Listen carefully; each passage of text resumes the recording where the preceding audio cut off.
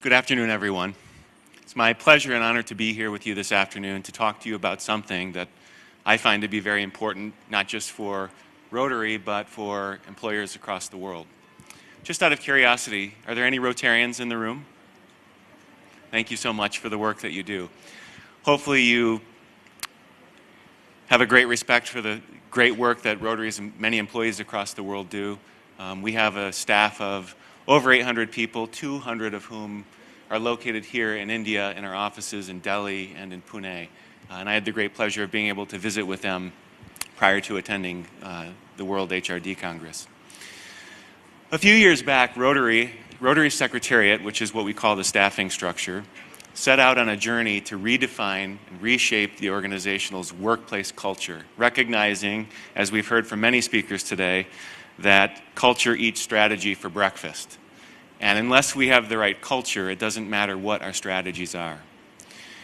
And so we wanted to take a good hard look at all of our bureaucracy, all of our procedures, all of our forms, all of our policies, and figure out what could we do better and differently to create the culture where people want to come to work at Rotary and want to help Rotarians across the world make the world a better place.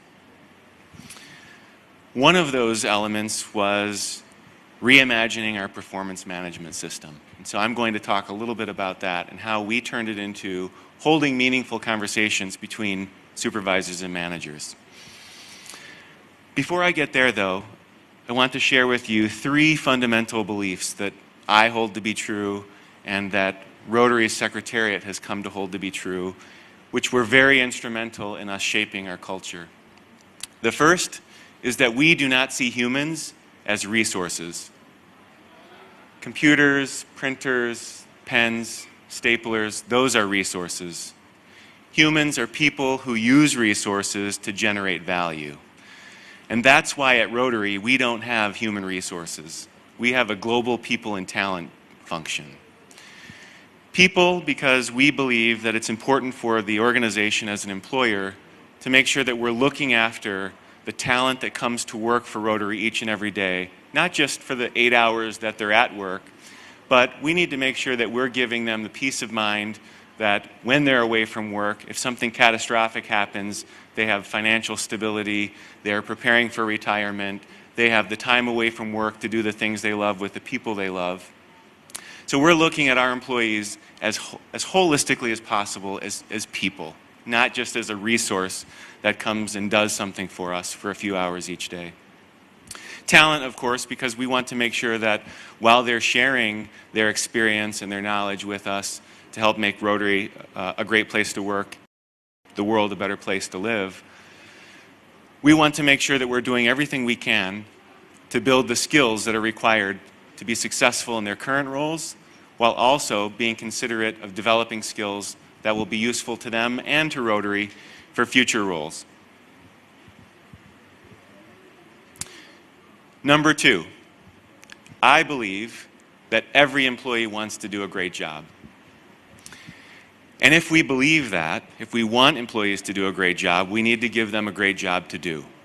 And we need to make sure that we're creating a culture and a workplace environment where they're able to do a great job.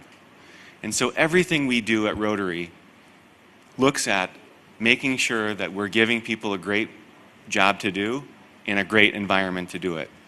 We want to make sure that people have meaningful work, that they feel connected to our mission and our vision and our values. And I think we've done quite a bit of good work to that end. And number three, which is probably most important of the items that have shaped culture relevant to the conversation around meaningful discussions.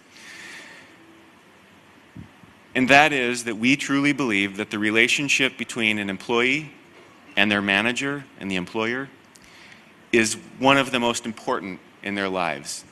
Just as important as the relationship between a parent and a child and between spouses. And I'll talk a little bit more about that relationship perspective in just a moment. First, I want to share a story. This morning I woke up and among the many different tasks that are part of my morning routine, I happened to log into Facebook. And of course, yesterday was Valentine's Day in the States, and many people were posting pictures of their Valentine's Day dinner. And as I scrolled, I came to a posting from a friend of mine that really caught my attention. She was panicked. Yesterday, while we were sleeping, there was a tragic school shooting near Miami, Florida. 17 students were murdered and 14 more in the hospital. While she was sitting at her desk at work, a coworker came up to her and asked her if she'd heard the news. She hadn't. So the coworker shared with her that there was a devastating school shooting. She couldn't think about anything else. She wasn't able to focus on her work.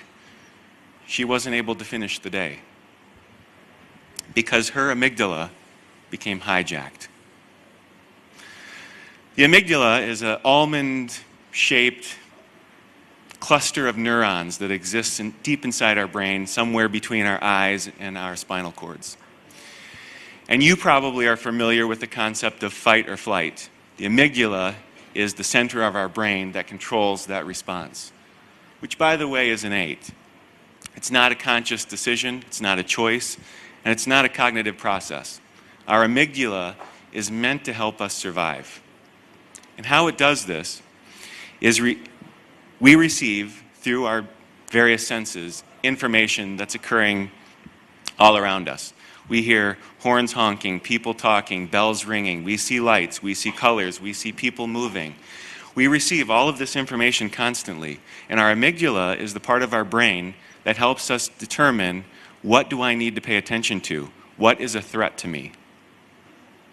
What is a threat to my survival?